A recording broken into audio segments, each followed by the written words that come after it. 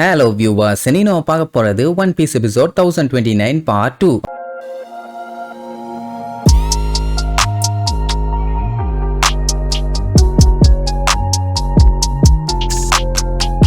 Open பண்ணா போன பாட்டுல நம்ம ஷாங்க்ஸ் லூஃபியோட ஃபூஷா வில்லேஜுக்கு வந்து சேர்ந்துட்டான். அங்க இருக்க பார்ல அவனுங்க பண்ற அட்டூழியா இருக்குதே, அதுக்காண்டி மிரட்டுறதோ உருட்டுறதோ இல்ல மத்தவங்கள போட்டு அடிக்கிறதோ அதெல்லாம் இல்ல. அவனுங்களுக்குள்ளேயே லூசு மாதிரி அடிச்சுக்குவானுங்க. அதனால அங்க எந்த ஒரு சேதாரமும் இருக்காது. அவ்வளவுதான். கொஞ்சம் டீசென்டான பைரட்ஸ்னு வைங்க. லூஃபிக்கு அவங்க எல்லாத்தையும் பார்த்தோன்னே ரொம்ப பிடிச்சு போச்சு. ஷாங்க்ஸ் கிட்ட எல்லாம் நானும் உன்ன மாதிரியே பைரட் ஆகணும்பா. அவனுக்கே கடுப்பாயிருச்சு. ஒரு நாள் சொன்னா பரவாயில்ல, டெய்லி இதையே வந்து சொல்லிட்டு இருக்கான். அதுக்காண்டி ஷாங்க்ஸ் நல்லா பைரட் ஆகு, அப்படி ஆகணும் இப்படி ஆகணும் அதெல்லாம் சொல்லல. பைரட் எல்லாம் வேண்டாம், அது உனக்கு சரிப்பட்டு வராதும்பா. ஆனா லூஃபியோட மைண்ட் செட் எப்படி இருக்குதுன்னா, பைரட்டுங்க எல்லாருமே ரொம்ப ஸ்ட்ராங்கா இருப்பாங்க, ஜாலியா இருப்பாங்க, ஃப்ரீயா இருப்பாங்க, அதுவும் அட்வென்ச்சர் பண்ணிட்டே இருப்பாங்க. அந்த மாதிரி இவனுக்கு இருக்கணும்னு ஆசை. இத சொன்ன உடனே ஷாங்க்ஸுக்கே ஷாக்கு. யாரா உனக்கு இதெல்லாம் சொல்லி கொடுத்தான்னு. அதுக்காக இவனுக்கு ஒரு கேம் வேற வச்சு விளையாட வைப்பானுங்க. அந்த கேம்ல பையன் தோத்துக்கிட்டே தான் இருப்பான். ஆனா மறுபடியும் நான் இன்னைக்கு ட்ரை பண்ணியே தீருவேன், கிவ் அப் பண்ண மாட்டேன்னு உடனே சரி ஓகே பையன் ஆசைப்படுறானேன்னு சொல்லிட்டு அந்த கேமை ஸ்டார்ட் பண்ணுவாங்க. அட வேற ஒண்ணும் இல்ல, 3 கப்பு, அதுல ஒரு கப்ல காயின் இருக்குது. அது எந்த கப்புன்னு கண்டுபிடிச்சா போதும். நம்ம லூஃபியை ஒரு பைரட்டா கன்சிடர் பண்ணி கப்பெல்லாம் கூட்டு போயிருவான். சரின்னு சொல்லிட்டு அவன் கப்பை ஓபன் பண்ணி பார்த்தா அதுல காயின் இல்ல. ஐயோ,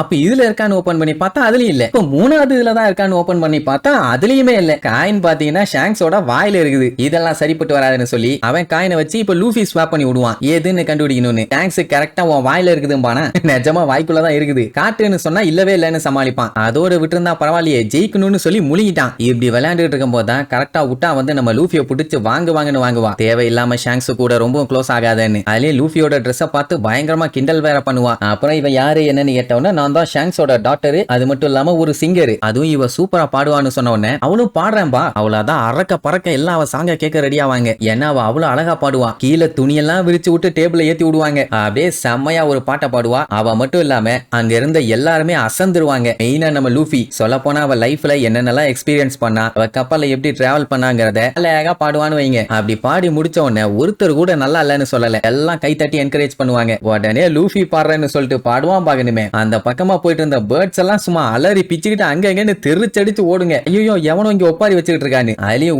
விட்டா போதும்னு ஓடிடுவா. இப்ப என்ன மேட்டர்னா, விட்டா லூஃபி 2 பேத்துக்குமே ஒரே வயசு தான். ஆனா 2 பேத்துக்கும் ஒத்தையே போகல. ஃப்ரெண்ட்ஸா இருந்தாதான் என்ன, ஜாலியா இருக்கும்னு சொன்னா விட்டா இருந்துகிட்டு எனக்கு 9 வயசு, அவன் 7 வயசு பொடி பையன். என் கூட எல்லாம் அவனை செட்டு சேர்த்தாதீங்க, சின்ன பையன்பா. இவங்க 2 பேத்தையுமே ஃப்ரெண்ட்ஸ் ஆக்கணும்னா வேற வழி இல்லன்னு லூஃபி கிட்ட இந்த விண்மில் வில்லேஜ காண்டி சுத்தி காட்ட சொல்லிடுவாங்க. அவன் என்ன பண்ணுவான், அங்க இருக்க ஒரு சின்ன மலையை ஏறணும்னு சொல்லிட்டு கூட்டு போவானா. அவன் அப்படியே ஸ்டன் ஆகி போய் நிப்பா. இந்த ஒரு சின்ன மலையே ஏறதுக்குள்ள நீ இவ்வளவு பயந்தீங்கன்னா ஷாங்க்ஸுக்கு எப்படி ஹெல்ப்ஃபுல்லா இருப்பான்னு கேட்பான். அவளுக்கு ஆக்சுவலா ஏற தெரியாதுன்னுலாம் இல்ல, ஏரும் ட்ரெஸ்ஸும் நாரீரும்னு சொல்லி தான் ஏறதுக்கு தயங்கி இருக்கான். ஏறும் போது லூஃபியை விட வேகமா சடன்னு மேல ஏறிடுவா. லூஃபியே அசந்து போயிட்டான். சரி 2 பேரும் அப்பவாச்சு ஃப்ரெண்ட் ஆயிருவாங்கன்னு பார்த்தா அதான் இல்ல. 2 பேத்துக்குமே போட்டி. மெயினா விட்டாதான் போட்டி போடுவா. ஃபர்ஸ்ட் ஹைட் கான்டெஸ்ட், அதுல அவ ஹைட் ஜாஸ்தி, கியூட்டா இருக்கிறதுல யாருன்னு பார்த்தா அவ தான் நீர்வா. ஆர்ம் ரெஸ்லிங்ல பார்த்தாலும் அவ தான் வின் பண்ணுவா. சரின்ட்டு கடைசியா பாட்டு பாடுறது. அவ ஏ ஹூ அப்படின்னா இவன் யா ஊ அப்படின்னு கிளவி காதுல சங்கூதுற மாதிரியே ஊதுவான். மொத்தத்துல ஓரளவுக்கு செட் ஆயிட்டாங்கன்னு வைங்க. லூஃபி பாத்தீங்கன்னா ஒரு இடத்துல இருக்கவே மாட்டான். அவனா எங்கேயாச்சும் ஓடிட்டே தான் இருப்பான்.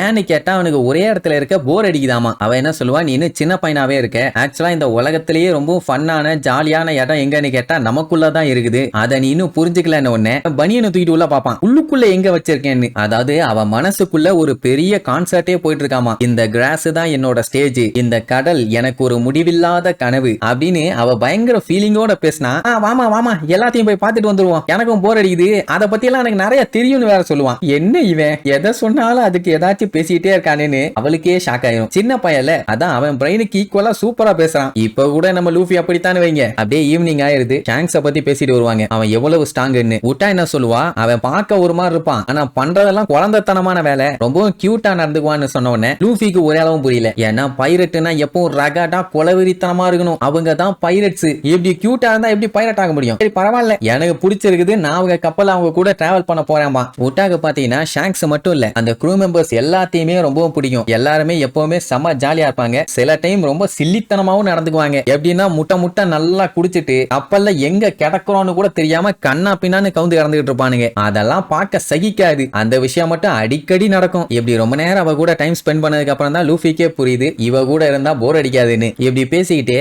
அவளை அந்த வில்லேஜோட விண்வெளிக்கு கூட்டு வந்துருவானா. அப்ப அங்க இருக்க ஜன்னலை ஓபன் பண்ணி காட்டுவான். அந்த இடத்துல இருந்து சன்செட் ஆகிறத பார்க்கும்போது ரொம்பவே அழகா இருக்கும். உட்டாலாம் பார்த்துட்டு அசந்துட்டான். ஆனா கடல்ல இவன் நிறைய டிராவல் பண்ணி இருக்கிறதுனால இந்த மாதிரி ஏகப்பட்ட சீனரிஸா அவ பார்த்திருக்காளாமா. இதெல்லாம் கேட்கும் போது லூஃபிக்கு எப்பண்டா பைரட் ஆகும்னு தோணுது. கடலுக்கு போய் இதெல்லாம் என்ஜாய் பண்ணணும்னு ஆசைப்படுறான். ஆனா எந்த அளவுக்கு என்ஜாய் பண்றானோ அந்த அளவுக்கு கஷ்டப்பட வேண்டி இருக்குதுன்னு அவனுக்கு இப்ப தெரியல. இப்படியே அந்த அழகை பார்த்து ரசிப்பாங்க. அப்படியே கட் பண்ணி இப்ப பிரசன்ட் டேல காட்டுறாங்க. உட்டா நல்லாவே வளர்ந்துட்டா. அதே சீனரிய பார்த்துட்டு அவளோட ஆசை கனவு லட்சியம் எல்லாத்தையுமே அவன் நிறைவேற்ற போறதா சொல்லுவான். ஆளும் நல்லா வளர்ந்துட்டான்னு வைங்க. அவளோட சொந்த முயற்சியில அவ கனவை நனவாக்கணும்னு அவளுக்குள்ள அவ்வளவு ஆசை. அது என்ன ஏதுன்னு அடுத்தடுத்த எபிசோட்ல நம்ம பார்க்கலாம். டாடா.